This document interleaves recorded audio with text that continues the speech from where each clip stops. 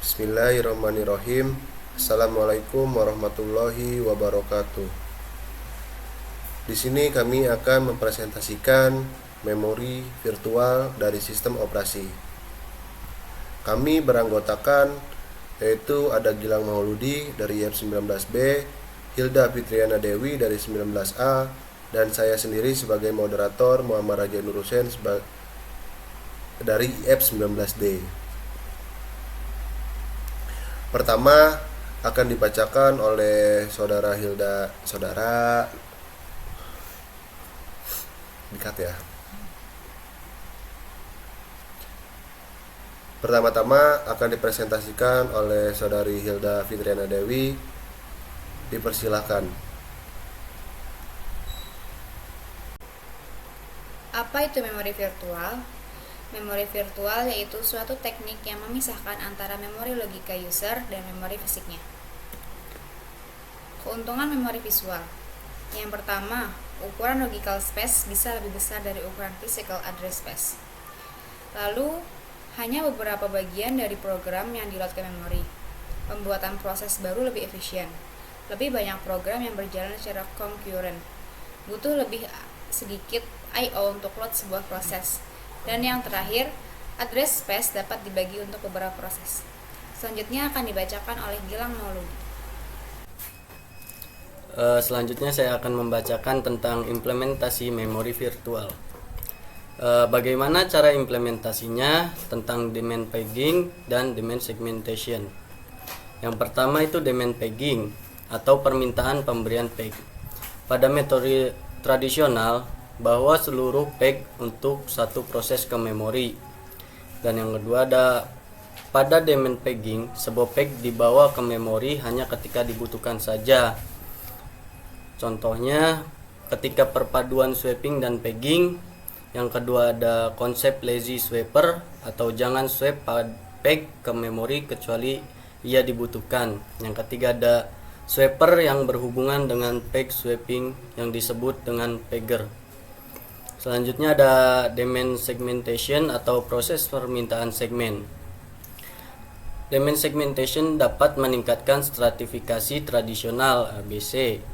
Yang kedua, demand segmentation bisa mempertimbangkan volume atau volatilitas dan dampaknya terhadap sebuah operasi.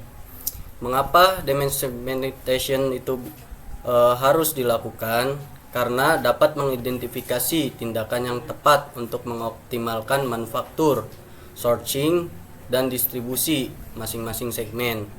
Yang kedua, dapat memahami pilihan sistem kontrol atau setiap permintaan segmen. Yang terakhir ada mengidentifikasi kesempatan untuk kebutuhan pembentukan dan portofolio produk, manajemen volume. Mungkin itu saja yang bisa saya sampaikan. Selanjutnya akan dibacakan oleh Muhammad Raja Nur Husain.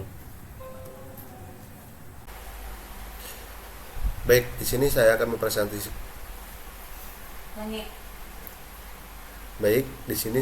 mempresentasikan. Keuntungan metode demand pegging. 1. Butuh lebih sedikit memori, yaitu hanya peg yang dibutuhkan yang di-load ke memori. Yang kedua, yaitu lebih sedikit I/O, yaitu lebih sedikit peg yang di-load dari disk. Yang ketiga, yaitu lebih concurrent, yaitu lebih banyak free memory, lebih banyak proses yang bisa dijalankan secara concurrent. Selanjutnya yaitu konsep dasar demand pegging. Yang pertama yaitu sebelum eksekusi, pagar memperkirakan peg mana saja yang mungkin dibutuhkan saat eksekusi, yaitu awalnya hanya peg tadi yang akan dibawa ke memori. Yang kedua yaitu CPU ingin mengakses data atau instruksi di suatu peg, yaitu jika peg tadi sudah ada di memori, pakai. Jika belum ada, load peg dari backing store, partisi swap, atau virtual memory dan alokasikan ke frame bebas di memori fisik.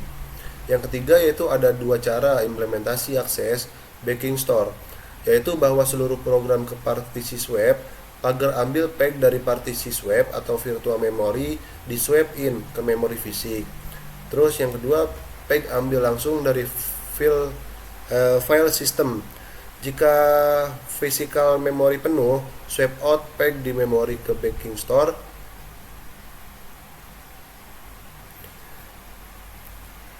Terima kasih, dari kami cukup sekian. Kurang lebihnya mohon maaf.